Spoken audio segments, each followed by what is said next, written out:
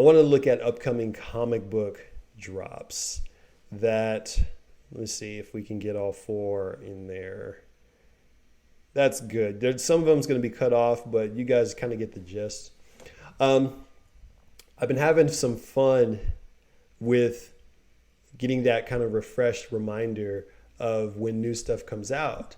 So now I don't quite look at comic book collecting the same anymore. Like when I want to read the story, I just download it in my app. The comic book is more like a collectible item for me now these days.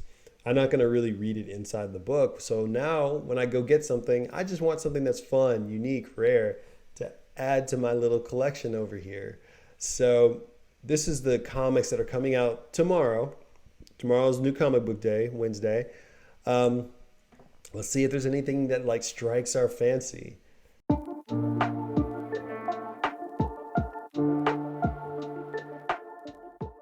This first row, well, obviously you have the Amazing Spider-Man number 90, which is the follow-up to the Goblin Queen. I think that came out last month or last couple of weeks ago or something like that.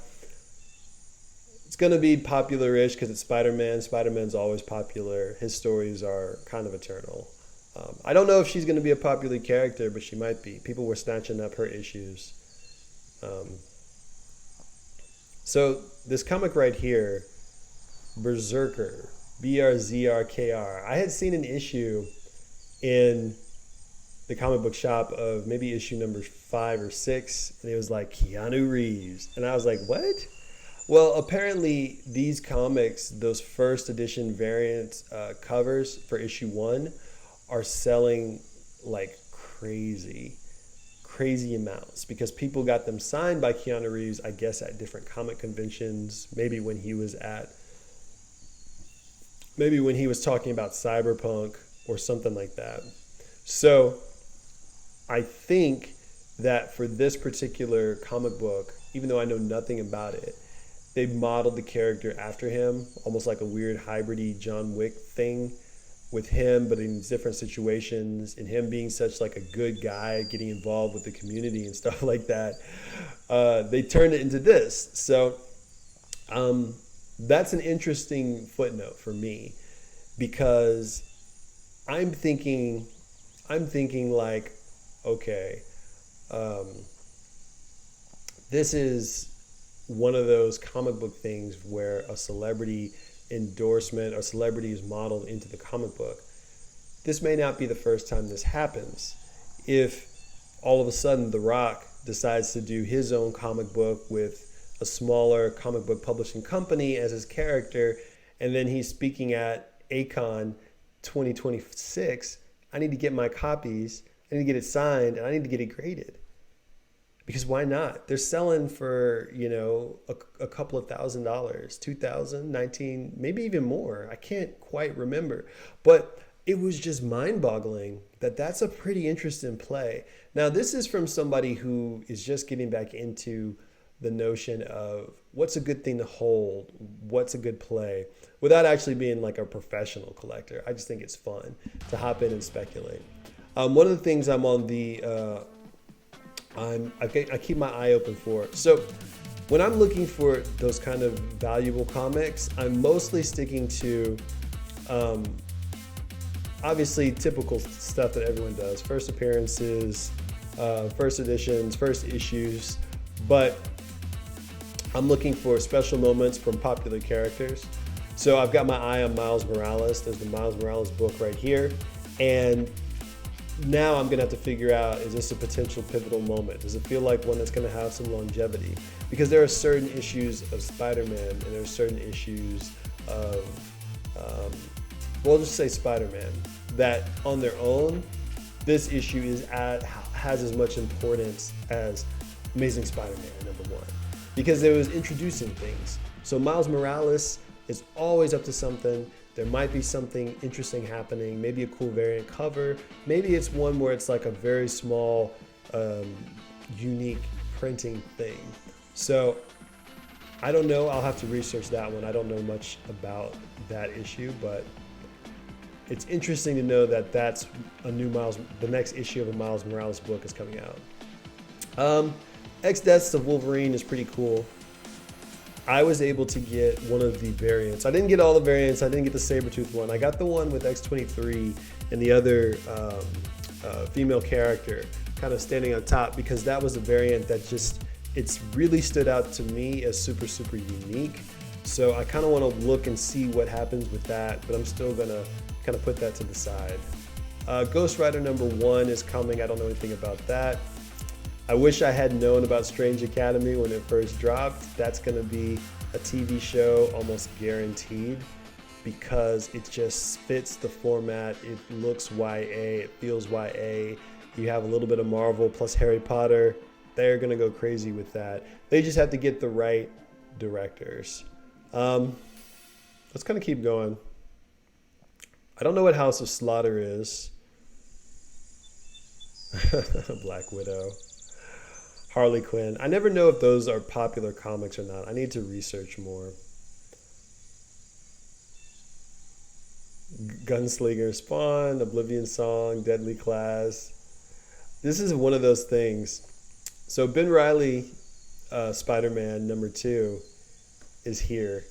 And I went ahead and grabbed a copy of number one, a variant copy, just because I love the sketch cover art. And then Silk #2 is out too. I have some issues of Silk #1 because it's Spider-Man. Now, it's not first appearance of Silk, but it's still a #1 for the current reader. So it might be good to hang on to as well. And then these are villain books, Silver Surfer Rebirth. So I'm just looking for something that kind of pops out to me. Now, I don't know as much probably as a lot of you guys, but because I've been focused mostly on manga stuff as far as reading. But when I see something like this, Supermassive, #1, Image Comics, that cool painted graphic, you never know. You never know. So that's one that I'm definitely going to look up, because if that comes out tomorrow, it's $5. Is this one that people are anticipating? Is this one that people are actually going to be into? Because there's a lot of comics that I saw kind of come through, #1s, that people grabbed and then nothing happened to them. There was a whole comic book called Steampunk that Chris Bachalo put together that my friend was like, oh, he's the best artist ever. I can't wait. This is going to be fantastic. And the art was amazing, but the story was so boring and so dry, and the comic kind of went nowhere. But then there was also issues of comics, #1s, that my friend was like, you got to check it out, that I kind of hesitated and I didn't buy. And those issues are worth like a lot.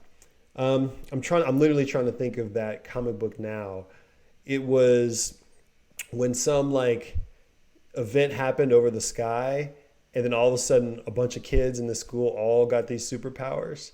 And the guy who was like the main, like, super guy, he's covered in the American flag. I'll remember it another time, but really, really, really great story until, I don't know, they ran out of ideas and it totally changed toward the end. But that issue #1, you can only find it in black and white after a while, but then it was gone. Same thing with Walking Dead #1. I'm looking for stuff like that. Batman vs. Bigby is a story here. Now, I read a ton of Fables, a ton.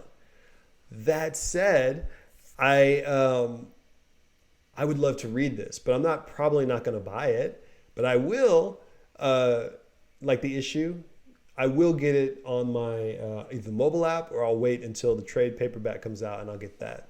That's how I like to read Fables, like a little mini book. Then obviously anything with Miss Marvel, she's a fan favorite, so I'm keeping my eye on her the same way I keep my eye on Miles Morales for those special issues. And there's some more like wild stuff. There's something called Refrigerator Full of Heads #4, where I guess it's a horror story. I don't know anything about it, so I'm just going to kind of stay away. I try to lean towards stuff that I either understand, or I already know, or I can kind of be like, oh yeah, that's going to be something interesting. Orphan and the Five Beasts. Look at that Power Rangers cover. That is super cool. Yellow Ranger showing off. I love New Comic Book Day for a lot of reasons.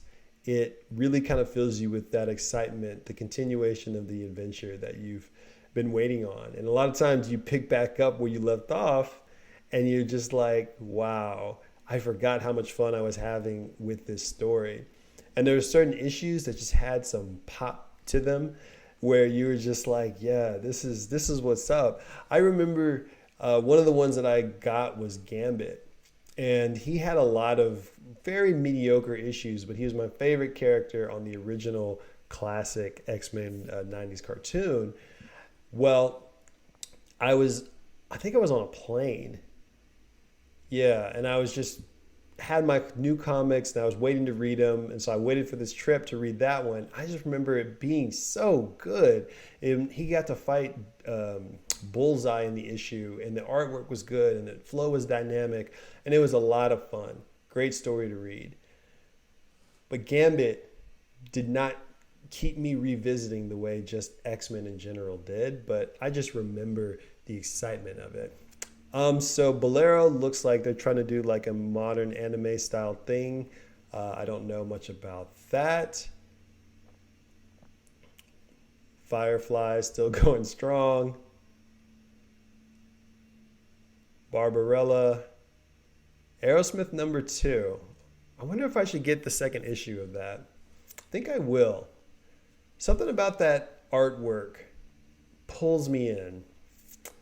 I got a really fun variant cover of Aerosmith, and I think this is going to be one of those stories where I'm going to go read the preview, and then I'm going to go buy the trade paperback, and it's going to become one of my favorite things. And either it's going to be super popular, like Fables, or it's going to be one of those ones where only I'm the one that likes it.